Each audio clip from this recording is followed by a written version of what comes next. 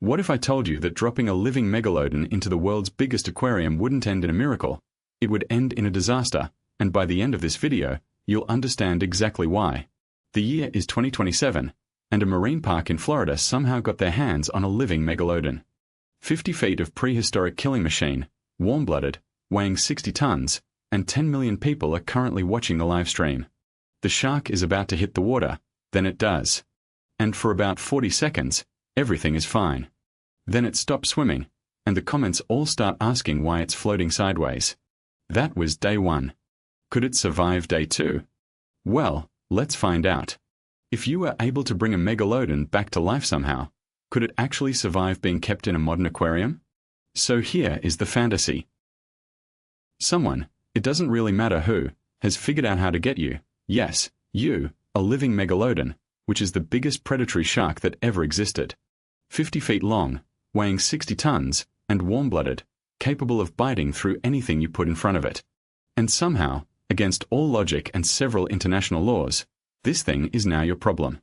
You have unlimited money, unlimited land, and one job: build a zoo exhibit around this animal, and keep it alive long enough to sell tickets. The brochure practically writes itself. Prehistoric apex predator, the undisputed king of the ancient ocean, the one creature that would make every aquarium on Earth obsolete overnight. Ticket prices?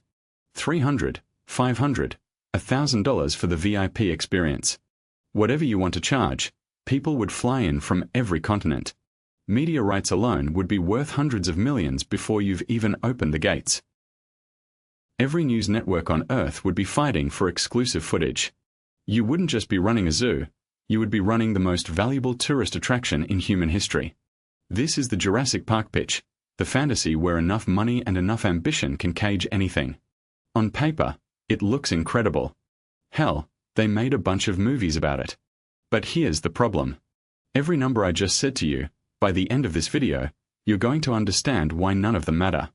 The megalodon you're imagining, the one that swims majestically past the viewing glass while families gasp and take photos, that animal doesn't exist.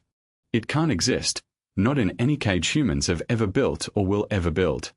And the reason starts with the animal itself. Most of what you think you know about the megalodon isn't just wrong, it's the kind of wrong that gets people killed. Let's start with size, because size is the number everything else scales from. Megalodon wasn't just big, it was big in a way that breaks your intuition about what a fish can be. 50 feet long, 50 to 60 tons. The head alone was about 15 feet, which is roughly the length of a mid-size sedan.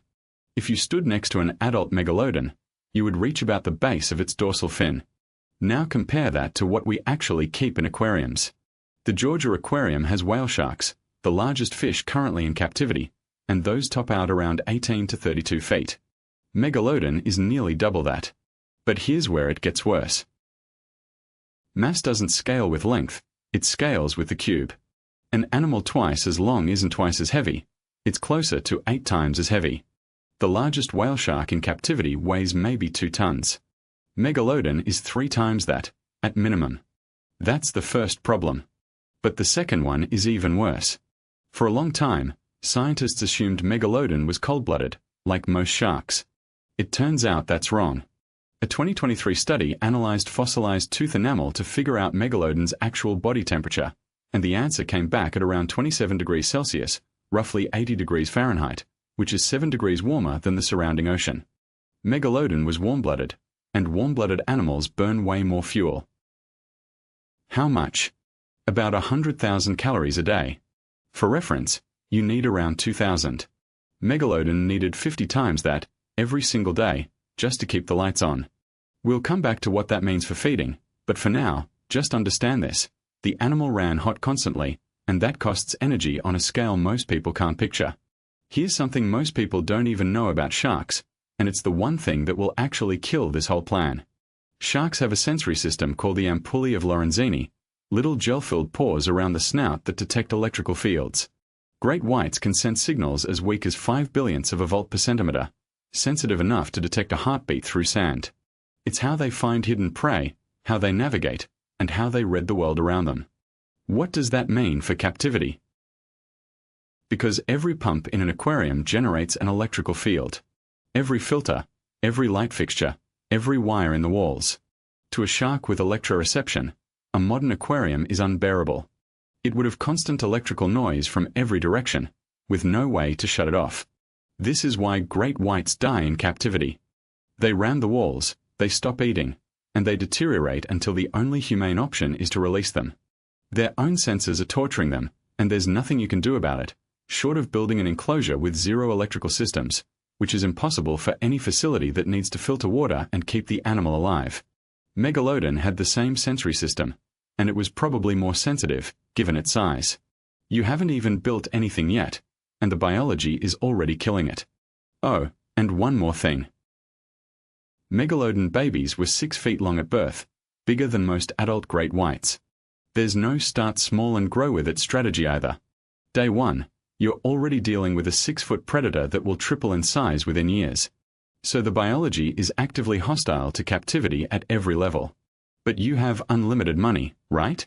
Maybe you can engineer around it. Well, let's talk about where you'd actually put this thing, because this is where the math gets brutal. Megalodon didn't live in a reef. It didn't hang around one bay or patrol one stretch of coastline. Its territory was the warm ocean, and when I say the warm ocean, I mean most warm oceans. During the Miocene, Megalodon ranged across entire ocean basins: the Caribbean, the Mediterranean, the Pacific, the Atlantic. Wherever the water was warm and the whales were fat, Megalodon was there. Its annual migration distance was somewhere between 9,000 and 15,000 kilometers per year. That is roughly the distance from New York to Tokyo and back, every year, just cruising. Right away, you have a scale problem that makes everything else look trivial. This animal's idea of a normal commute was crossing an ocean, and you want to put that in a tank. But wait, it gets worse. Juvenile megalodons didn't use the same habitat as adults. Young ones needed shallow, warm, protected bays full of smaller fish. Adults hunted deep coastal waters where the big whales lived. 2 totally different worlds for the same animal, depending on how old it is. Even if you could somehow build one habitat, you would need 2. Now let's talk about what building a habitat actually means at this scale. The largest aquarium tank ever constructed, China's Chimlong spaceship, holds about 2.4 million gallons. That's the current world record, the absolute cutting edge of what humanity has managed to build for marine life. Well, Megalodon would need somewhere between 500 million and 1 billion gallons. Let that sit for a second. That's not a 2-to-1 gap, it's not 10-to-1. It's 40 to 80 times larger than the biggest tank humans have ever built. You are not scaling up, you are talking about a different category of object entirely. This is not build a bigger tank, this is create your own ocean. And this is what nobody wants to say out loud. The ocean wasn't just where Megalodon lived, it was the only environment where Megalodon could be Megalodon. The sensory range, the hunting patterns, the thermoregulation, the migration, all of it assumed infinite space in every direction. Take that away, and you don't have a Megalodon in a smaller container, you have something that used to be a Megalodon, stuck in a box, slowly breaking down, and suffering from horrible mental health. This isn't simply an engineering problem you can build your way out of. There's no enclosure that solves this. So what's the solution? You stop trying to build a tank and fence off a section of actual ocean instead. That's called a sea pen. But here's why that doesn't work either. A sea pen sounds reasonable until you actually think about what it means. You're not building walls, you're stringing cable across miles of open water, seabed to surface, around a perimeter big enough for a 50-foot predator to swim without constantly turning. We are talking hundreds of acres, minimum. Picture a chunk of ocean the size of a small town, and then picture trying to fence it in. Let's start with the barrier itself. Megalodon's bite force clocked in at around 182,000 newtons, roughly 5 times stronger than a T-Rex. There is no commercial fishing net on Earth rated for that kind of punishment.